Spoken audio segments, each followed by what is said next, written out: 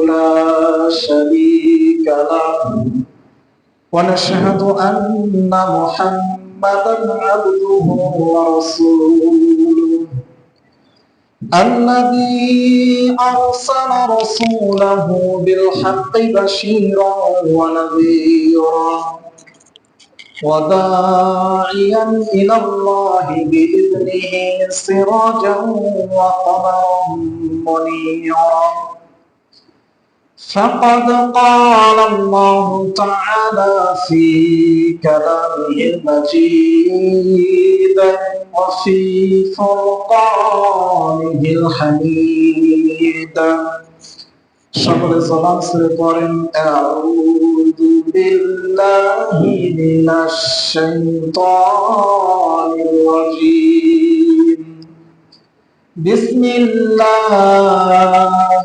রাহমানির রহিম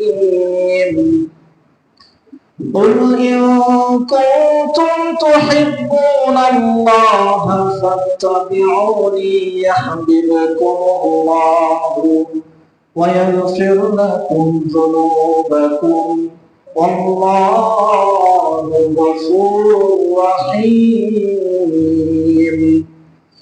وعن انس رضي الله تعالى عنه قال قال رسول الله صلى الله عليه وسلم لا يؤمن أحدكم حتى أكون أحب إليه من ولده ووالده والناس أجمعين وقال رسول الله صلى الله عليه وسلم الدنيا سجن المؤمن وجنة الكافر أو كما قال عليه الصلاة والسلام الحمد لله ثم الحمد لله সমস্ত প্রশংসা তারই সেই মহান আল্লাহ তাআলার জন্য যিনি সমস্ত দুনিয়ার কাজ থেকে ফারেক করে আজকে পবিত্র জুমার দিন জিলহজের শেষ জুমা আছে।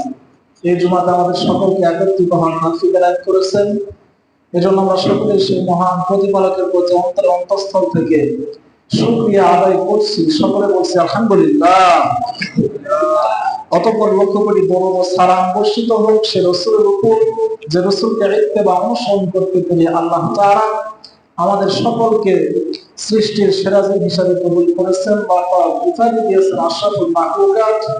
আমরা সকলেই সেই রাসূলের প্রতি অন্তরের অন্তঃস্থল থেকে দরুদ ও সালাম পেশ করছি। সকলে বলছি সাল্লাল্লাহু আলাইহি ওয়াসাল্লাম। সম্মানিত মুআজ্জাজ হাজিরিন, আমি কোরআনুল কারীমের অসংখ্য অগণিত আয়াত থেকে ছোট্ট একটি আয়াতের কালিমা তেলাওয়াত করেছি। এই আয়াত সম্পর্কে অনেকেই আমরা কম বেশি জানি। আল্লাহ তাআলা এই আয়াতের ব্যাখ্যা করতে গিয়ে তাফসীরকাররা বলেন যে কুল অর্থাৎ বলা, এই কুনতুম হে নবী আপনি বলেন যারা আমি আল্লাহ তাআলাকে ভালোবাসতে চাই, আমি আল্লাহ তাআলাকে পেতে চাই, তারা যেন সর্বপ্রথম আপনি নবীকে মহব্বত করে ভালোবাসেন। সুবহানাল্লাহ। যারা আমি আল্লাহ তাআলাকে পেতে চাই তারা যেন সর্বপ্রথম কি করেন? আপনি নবীকে মহব্বত করেন, আপনি নবীকে ভালোবাসেন। আপনি নবী যেভাবে চলাফেরা করেন, দুনিয়ার জমিনে বিচরণ করেন, চলাফেরা করেন, ঠিক ওইরকম ভাবে যেন আপনার উম্মতরা কি করেন, আপনাকে ওই সিস্টেমে ওই অবস্থাতে ওইরকম ভাবে অনুসরণ করে ইত্তেবা করে মহব্বত করে, তাহলে আমি আল্লাহ তাআলাকে তারা পেয়ে যাবে। সুবহানাল্লাহ। এই উপস্থিতি তো এই আয়াতের অংশ থেকে কিছু আলোচনা করব। আল্লাহ রাব্বুল আলামিন আলোচনার বিষয়বস্তু হচ্ছে কিয়ামতের ময়দান যেদিন কায়েম হয়ে যাবে, কিয়ামতের ময়দানে আল্লাহ রাব্বুল আলামিন দুনিয়ার সমস্ত মানুষকে একত্রিত করবে। এই সময় প্রত্যেকটা মানুষের জিহ্বাগুলো তার মুখ থেকে বের হয়ে নাভি বরাবর চলে আসবে। কিতাবের মধ্যে আসছে যে প্রত্যেকটা মানুষের জিহ্বাগুলো, নাড়িভুঁড়িগুলো এমন অবস্থা ধারণ করবে, এমন অবস্থা ধারণ করবে, সেখানে কোনো কি থাকবে না, ছায়া থাকবে না। কি থাকবে না? কথা বুঝতেছেন আমার? কোনো ছায়া থাকবে না। পৃথিবীতে যেরকম আমরা একটা গাছের নিচে গেলে ছায়া পাই, একটি ঘরের মধ্যে গেলে ছায়া পাই, এরকম ছায়া আমরা পাই কি পাই না? কথা বলি। কিন্তু আল্লাহ রাব্বুল আলামিন বলেন কিয়ামতের ময়দান যখন কায়েম হয়ে যাবে, মাহশারের ময়দান যখন কায়েম হয়ে যাবে, ওই সময় আমি আল্লাহ রাব্বুল আলামিন পৃথিবীর সমস্ত মানুষকে এক জায়গায় জমা করব, কিন্তু তাদের মধ্য থেকে 7 প্রকার মানুষকে আমি আল্লাহ তাআলা আরশে আজিমে স্থাপন করব। সুবহানাল্লাহ। আজ থেকে 1000 বছর আগে আল্লাহ রাব্বুল আলামিন কোরআনুল কারীমে সুন্দর করে জানায় দিলেন, আরে পৃথিবীর মানুষেরা তোমরা সুন্দর করে শুনে রাখো, শুনে রাখো, আমি আল্লাহ রাব্বুল আলামিন কিয়ামতের ময়দান যখন কায়েম হয়ে যাবে, ওই সময় দুনিয়ার কোনো ছায়া থাকবে না, দুনিয়ার কোনো ছায়া নিচে মানুষ লুকাতে পারবে না। মানুষ প্রত্যেক তাদের জিহ্বাগুলো বের করে দিবেন, এমন ভাবে বের করে দিবে জিহ্বাগুলো তাদের নাভি পর্যন্ত চলে আসবে। কিন্তু আমি আল্লাহ তাআলা ওই দিন 7 প্রকার মানুষকে আমি আল্লাহ তাআলা আমার নিজের আরশে আজিমের ছায়া দান করব। সুবহানাল্লাহ। আরশে আজিমের ছায়া দান করব। মুসলমান ভাইরারে আমার, ওই 7 প্রকার মানুষ কারণ আমাদের জানার প্রয়োজন আছে না? কথা বলেন। আল্লাহ তাআলা বললেন, 1 নম্বরে আমি আল্লাহ রাব্বুল আলামিন আরশে আজিমের ছায়া দান করব 1 নাম্বার যে বান্দাদেরকে, যাদেরকে আমি দুনিয়ার মধ্যে নেতা বানিয়েছিলাম, শাসক বানিয়েছিলাম, যারা আমার ইনসাফের উপরে, আমার ন্যায়ের উপরে, ন্যায় পরায়ণ শাসক যারা দুনিয়াতে ন্যায় প্রতিষ্ঠা করেছে, ন্যায় কায়েম করেছে, এই ব্যক্তিদেরকে আমি আল্লাহ তাআলা ওই দিন কিয়ামতের ময়দানে আমার আরশে আজিমের ছায়া তলে তাদেরকে আশ্রয় দান করব। সুবহানাল্লাহ। অর্থাৎ ন্যায় পরায়ণ শাসক যারা দুনিয়ার মধ্যে নেতৃত্ব পেয়েছে এবং তদনুরূপভাবে কি করেছে, এই ন্যায়ের উপরে তারা ন্যায়কে প্রতিষ্ঠা করতে গিয়ে তাদের জীবন পর্যন্ত দিয়ে দিয়েছে, এই লোকগুলোকে, এই ন্যায় পরায়ণ বাদশাহগুলোকে আল্লাহ তাআলা কিয়ামতের ময়দানে কি করবেন, তার নিজের আরশে আজিমের ছায়া দান করবেন। তাহলে কয় নাম্বার বললাম? 1 নাম্বার। মনে রাখবেন কথাগুলো, কি করবেন, পয়েন্ট টু নোট সকলে কি করবেন, মনে রাখবেন। 2 নম্বরে আল্লাহ রাব্বুল আলামিন ডাক দিয়ে জানায় দেয়, পৃথিবীর মানুষেরা শুনে রাখো, শুনে রাখো, আমি আল্লাহ তাআলা কিয়ামতের ময়দানে 2 নাম্বার ওই ব্যক্তিদেরকে আমার আরশে আজিমের ছায়া দান করব, যারা দুনিয়ার মধ্যে তাদের যৌবন কালকে আমি আল্লাহর রাস্তায় ব্যয় করে দিয়েছে। সুবহানাল্লাহ। আমি আল্লাহর রাস্তায় যারা কি করেছেন, যৌবন কালকে ব্যয় করে দিয়েছেন। আল্লাহর নবী বলেন, বিশ্ব নবী আখির জামানার পয়গম্বর ডাক দিয়ে বলে, পৃথিবীর মানুষেরা শুনে রাখো, শুনে রাখো, তোমার বৃদ্ধ বয়সের আমল এটা আল্লাহ তাআলা তোমাকে বোনাস হিসেবে দিয়েছে। তোমার যৌবনকালে তুমি কতটুকু ইবাদত করেছো, এই ইবাদতটা আল্লাহ তাআলার কাছে সবচাইতে বেশি পছন্দনীয়। সুবহানাল্লাহ। কোন কালে? যৌবনকালে। যৌবনকালে যখন বান্দা ইবাদত করে, এই ইবাদতটা আল্লাহ তাআলার কাছে কি হয়, সবচাইতে বেশি পছন্দনীয় হয়। আমার কথা বুঝতেছেন তো আপনারা? তাহলে 1 নাম্বার ন্যায় পরায়ণ বাদশা, 2 নাম্বার কি, যারা যৌবনকালে তাদের যৌবনের সমস্ত উত্তেজনাকে বাদ দিয়ে, যৌবনের শক্তিকে বাদ দিয়ে, সমস্ত কিছুকে নফসের সঙ্গে জিহাদ করে আল্লাহ তাআলার পথে ব্যয় করতে পেরেছে। তার নফস নিয়ে গিয়েছে একদিকে, কিন্তু সে সেদিকে না গিয়ে কি করেছে, একমাত্র আল্লাহর পথে সময় ব্যয় করেছে। এদেরকে আল্লাহ তাআলা সেই দিন কিয়ামতের ময়দানে, ওই কঠিন ভয়াবহ ময়দানে আল্লাহ তাআলা তার নিজের আরশে আজিমের ছায়া তলে এই বান্দাদেরকে আল্লাহ তাআলা আশ্রয় দান করবে। সুবহানাল্লাহ। আল্লাহ রাব্বুল আলামিন ডাক দিয়ে বলেন, 3 নম্বরে আমি আল্লাহ রাব্বুল আলামিন যাদেরকে কিয়ামতের ময়দানে আশ্রয় দান করব আমার আরশে আজিমের ছায়া তলে, এই 3 নাম্বার ব্যক্তিরা হচ্ছে এই ব্যক্তিরা যাদের অন্তরটা সবসময় মসজিদের সঙ্গে সম্পৃক্ত ছিল। সুবহানাল্লাহ। এই মাত্র নামাজ পড়ে গিয়েছেন, বান্দা নামাজ পড়ে বের হয়ে যাওয়ার পর, বাড়িতে যাওয়ার পর আবার মনে মনে চিন্তা করেছে, কখন আযান হবে, কখন আমি মসজিদে যাইতে পারবো, কখন আবার গিয়ে আল্লাহ তাআলার কাছে সিজদা দিতে পারবো। এই নিয়ত করে যে বান্দারা মসজিদের সঙ্গে তাদের জীবনকে সম্পৃক্ত করে নাই, তাদের অন্তরকে মসজিদের সঙ্গে অন্তরঙ্গ করে নাই, আল্লাহ তাআলা বলেন এই বান্দাদেরকে আমি আল্লাহ তাআলা কিয়ামতের ময়দানে আরশে আজিমের ছায়া দান করব। সুবহানাল্লাহ। কি করবেন? এই তিন প্রকার ব্যক্তিকে নিয়ে আজকে আলোচনা করব ইনশাআল্লাহ। সামান্য একটু আলোচনা করব পর্যায়ক্রমে, সামনে প্রত্যেকটা জুমায় এই যে 7 প্রকার ব্যক্তি এদের বিষয়ে আলোচনা ইনশাআল্লাহ কি করা হবে, শেষ করা হবে। তাহলে 1 নাম্বার কাদেরকে আল্লাহ তাআলা ওই দিন কিয়ামতের ময়দানে আরশে আজিমের ছায়া দান করবে? মনে আছে আপনাদের?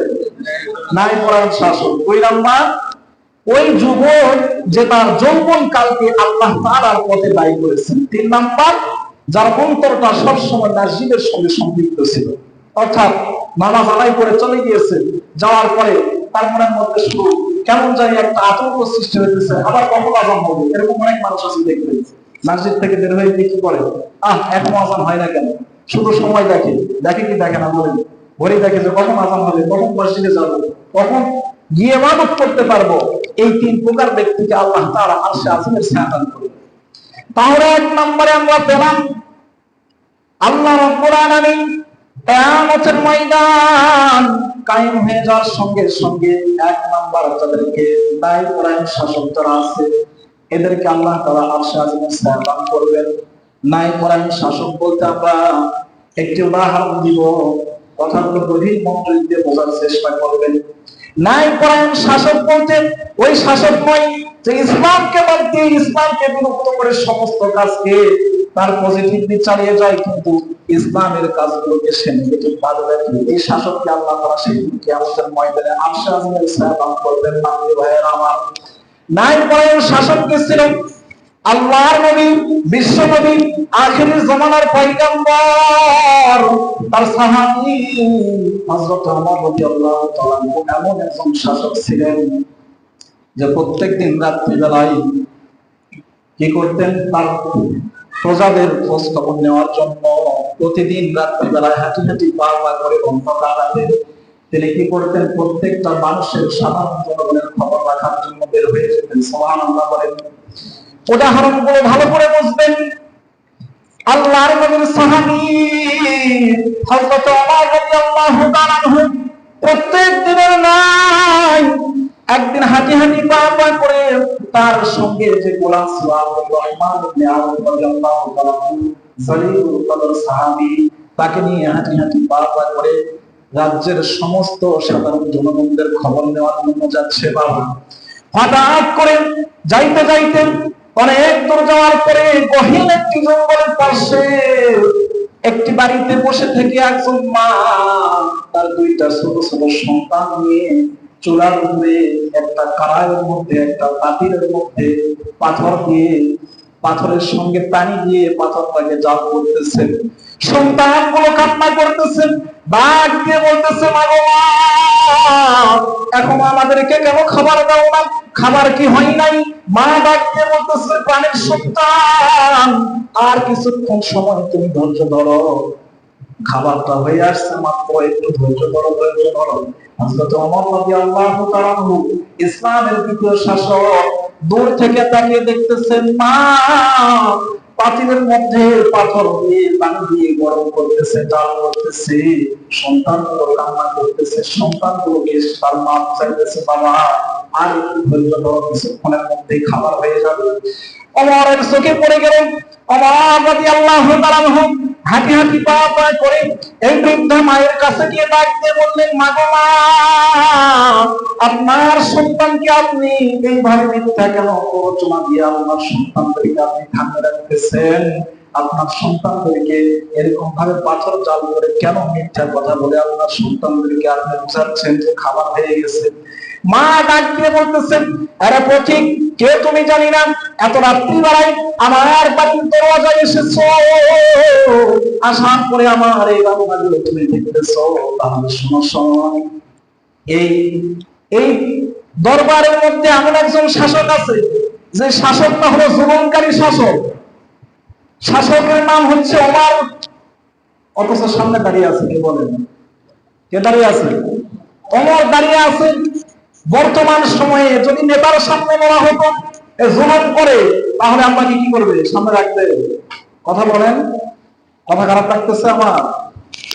যদি আমার সামনে কোনো নেতা থাকে তাহলে তাকে যদি বলা হয় যে আপনি জুলুমকারী, তাহলে কি বলবে? আগে তোলাই কোপাবো, বলবে কি বলবে না? বলে আল্লাহর নবীর সাহাবী ওমর রাদিয়াল্লাহু তাআলা আনহু দরওয়াজার সামনে গিয়ে মাকে বলতেছে, মা আপনি আপনার সন্তানদেরকে কেন মিথ্যা প্রতিদান করতেছেন? মা ডাক দিয়ে বলতেছে, জুলুমকারী শাসক ওমরের নাকি আমার স্বামী যুদ্ধের ময়দানে চলে যায় ইসলাম কায়েম করার জন্য। এক বিন্দু পরিমাণ খাবার ওরে পথিক আমার ঘরের মধ্যে আমার স্বামী রেখে যায় নাই। আমার স্বামী যখন ইসলামকে প্রতিষ্ঠা করার জন্য ডাক দিয়েছেন, ওমর ডাক দেওয়ার সঙ্গে সঙ্গে চলে গিয়েছেন। এক লোকমা খাবার আমার ঘরে রেখে যায় নাই। সেখানে গিয়ে আমার স্বামী যুদ্ধের ময়দানে শহীদ হয়ে গেছে। সুবহানাল্লাহ। আরে পথিক, আমার স্বামী সেখানে গিয়ে যুদ্ধের ময়দানে গিয়ে পথিক সে যুদ্ধের ময়দানে গিয়ে শহীদ হয়েছে। এখনো পর্যন্ত 7টা দিন হয়ে যায় পথিক এই রাজ্যের রাজা, এই রাজ্যের শাসক আমার কাছে আসে নাই, ঘোষণাই নাই। আমি 3 দিন যাবত আমার বাচ্চাগুলোকে ঠিক এরকম ভাবে পাথর পাথরের মধ্যে দিয়ে জাল করে করে আমার সন্তানদেরকে আমি মিথ্যা করতেছি। আরে পথিক শোন, যেদিন আমি কাজ করি ওই দিন আমার সন্তানগুলোকে এক লোকমা খাবার আমার সন্তানগুলোর মুখের মধ্যে উঠায় দেই, কিন্তু যেদিন আমি কাজ করতে পারি না সেদিন পাথর পাথরের মধ্যে দিয়ে জাল করি আর সন্তানগুলোকে মিথ্যা দিই। ওমর রাদিয়াল্লাহু তাআলা আনহু অশ্রু বেয়ে বেয়ে চোখ দিয়ে পড়ে যাচ্ছে।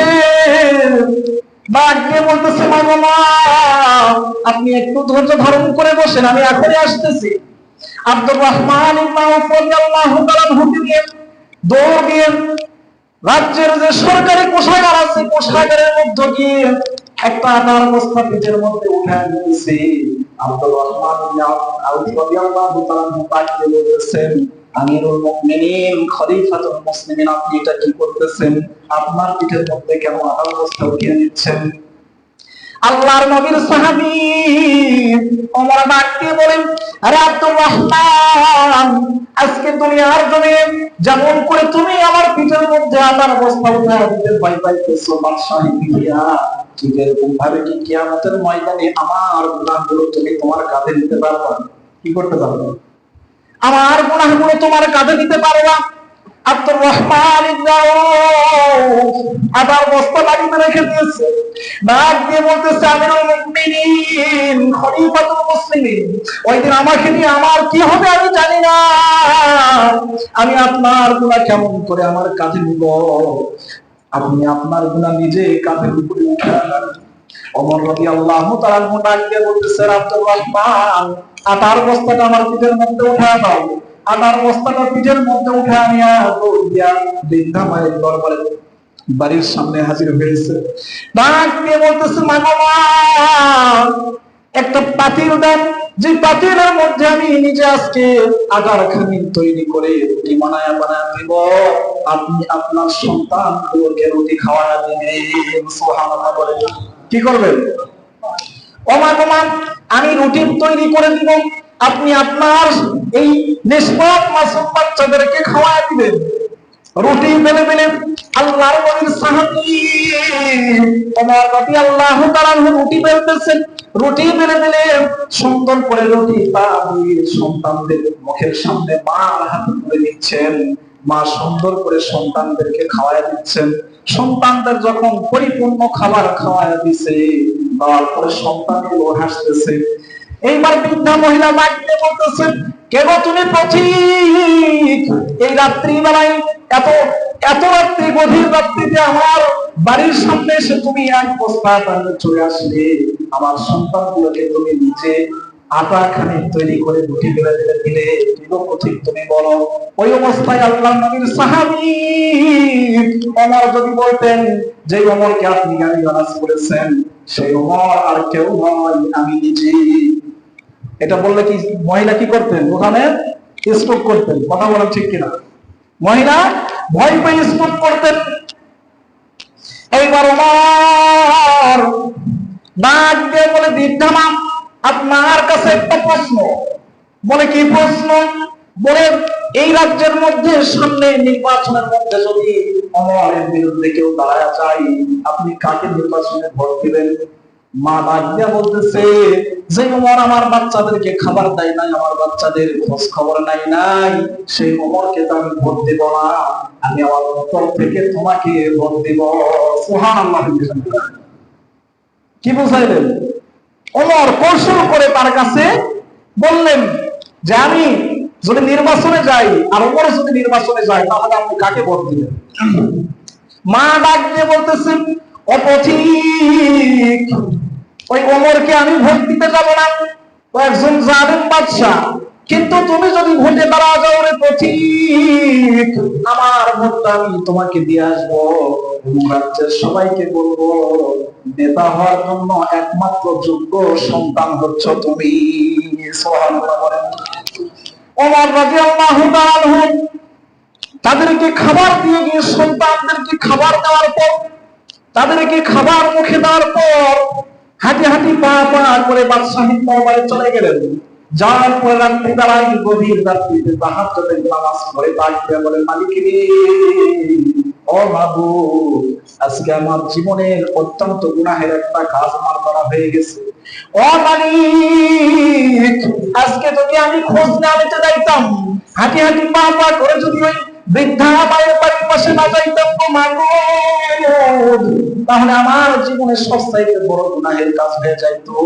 কিয়ামতের ময়দানে বৃদ্ধা মা যদি আমাকে ধরে ফেলতো রে ওমর, তুমি তো আমার ছোট ছোট বাচ্চাগুলোর খোঁজ খবর পর্যন্ত নাও নাই, তোমার জন্য আমি আল্লাহর কাছে নালিশ করলাম, আমি কেমনে সামলাইতাম? ও মাবুদ, আপনার দরবারে দুখানা হাত বাড়াইছে।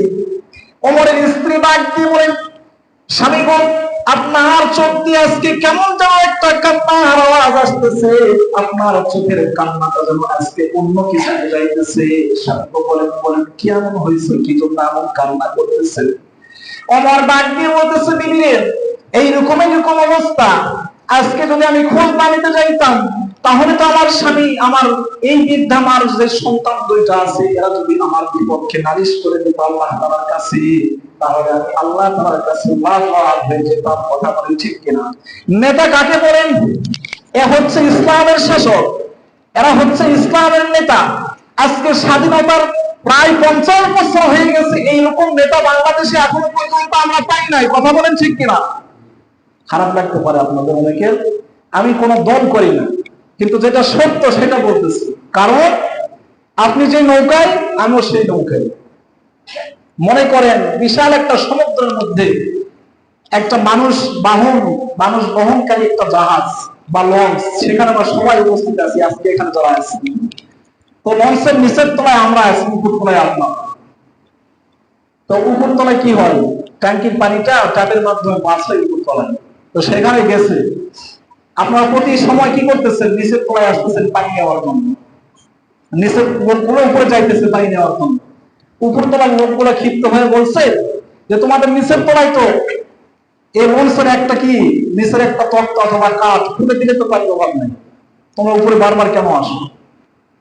এটা বলে তাদেরকে পাঠায় দিচ্ছে। তারাও মনে মনে ভাবছে ঠিকই তো, নিচের তলার যদি একটা কাঠ অথবা কিছু খুলে দেওয়া হয় তাহলে তো পানি অটোমেটিক পেয়ে যাবো।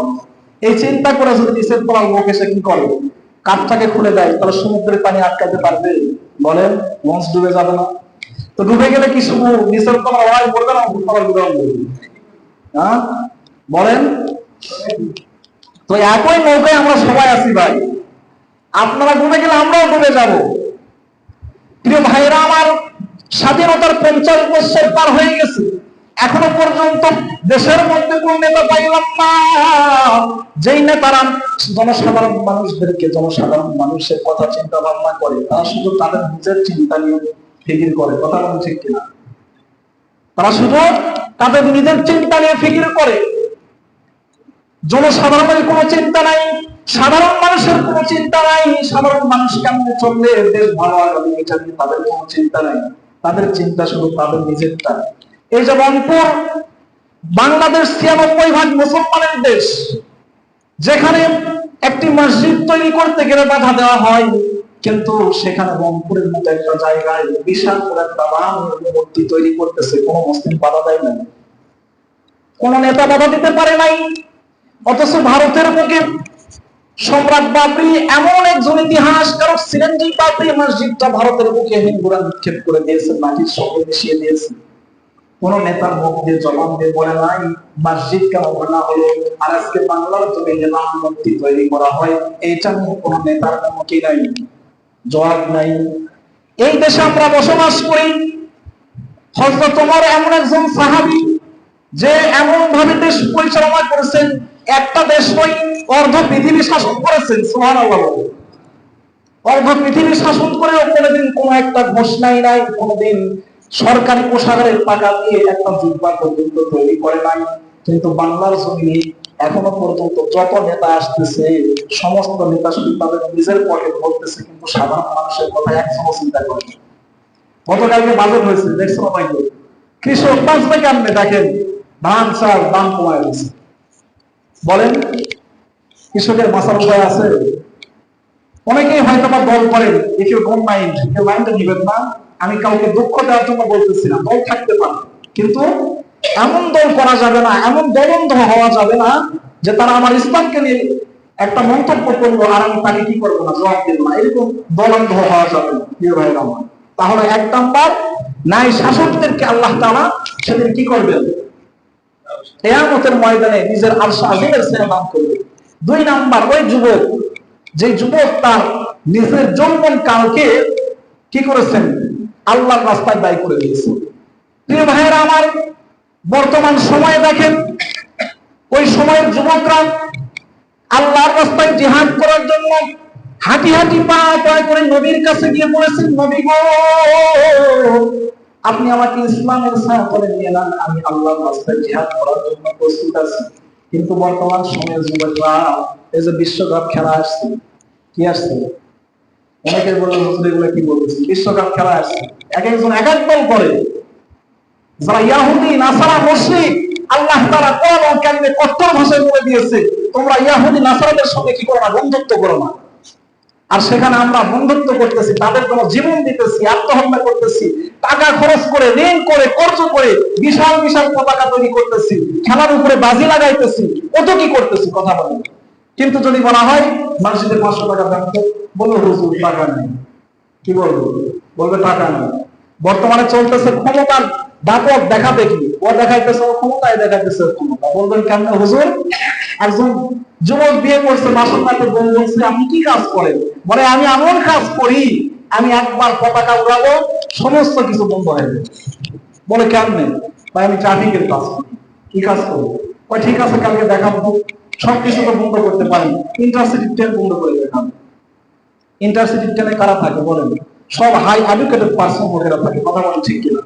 যারা সরকারি চাকরিজীবী, যারা সরকারি কাজে ব্যস্ত থাকে, তারা এই হাই এডুকেটেড পার্সন লোকেরা ইন্টারসিটি ট্রেনে যাওয়া আসা করে। তো পরের দিন সকালবেলা করছে কি, রাস্তার মাঝখানে গিয়ে দিদিকে বলছে, অনেক দূর দাঁড় করে দিচ্ছে, বলছে তুমি এখানে দাঁড়ায় থেকে দেখো আমি কি করি, দেখো কি করতে পারি আমি। বলছে ঠিক আছে যাও। তো গিয়ে একটা লাল কাপড় গায়ে দিচ্ছে। তো লাল কাপড় গায়ে দেওয়া মানে কি? ট্রেনকে সংকেত করা যে সামনে কোনো কি আছে, সমস্যা আছে বা বিপদ আছে। তো ট্রেন থেমে গেছে। যাওয়ার পরে তো হাই এডুকেটেড পার্সন করে 1 মিনিট চলে যাওয়া মানে কি করা, 1 ঘন্টা চলে যাওয়া, কথা বলছি ঠিক কিনা?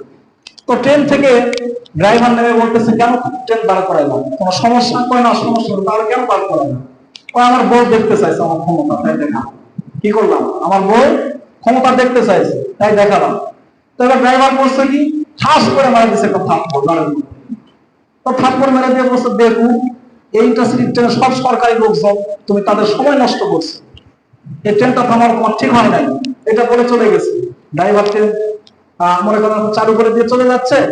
তো বিবি কাছে আসছে, বিবির কাছে আসার পরে বিবি জিজ্ঞাসা করছে, স্বামী সবই বুঝলাম, আপনার ক্ষমতা দেখলাম, সবই দেখলাম, কিন্তু ওই লোকটা আপনাকে থাপ্পড় মারলো কেন?